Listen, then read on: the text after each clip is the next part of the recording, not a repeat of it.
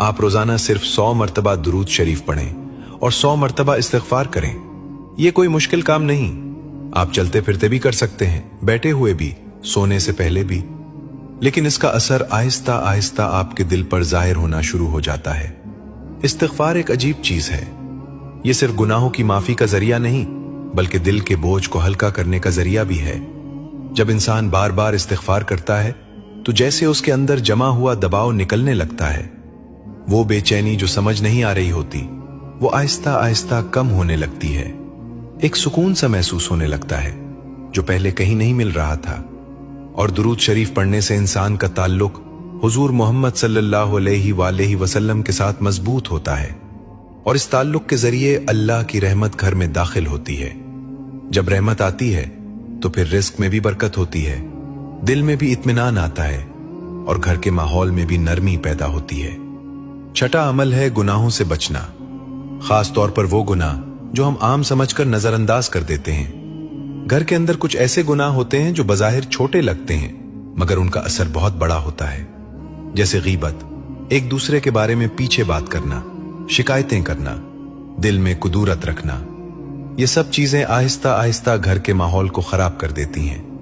इसी तरह हर वक्त शोर शराबा, बेमकसद आवाजें, फजूल बातें भी दिल को बेचैन करती हैं। एक बहुत गहरी बात है, गुनाह अगर छुप कर भी किया जाए तो इसका असर छुपता नहीं। वो असर किसी न किसी सूरत में जाहिर हो जाता है, कभी दिल की बेचैनी की सूरत में, कभी रिश्तों में दूरी की सूरत में, कभी घर के माहौल में बोझ की सूरत में। इसलिए अगर हम वाकई अपने घर में सुकून चाहते हैं तो हमें उन छुपी हुई चीजों पर भी तवज्जो देनी होगी। हमें खुद को रोकना होगा, अपनी जबान को काबू में रखना होगा और अपने माहौल को साफ रखना होगा। सातवां अमल है फैमिली के दरमियान ताल्लुक को मजबूत करना। आजकल सबसे बड़ी कमी यही है कि लोग एक ही घर में रहते हैं मगर एक दूसरे के साथ वक्त नहीं गुजारते। हर कोई अपने मोबाइल में मसरूफ है, अपनी दुनिया में गुम है। बातचीत कम हो गई है, हंसी कम हो गई है, वो अपनायत कम हो गई है जो पहले घरों में हुआ करती थी।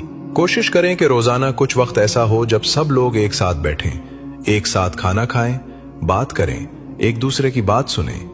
ये छोटा सा वक्त बहुत बड़ी तब्दीली ला सकता है।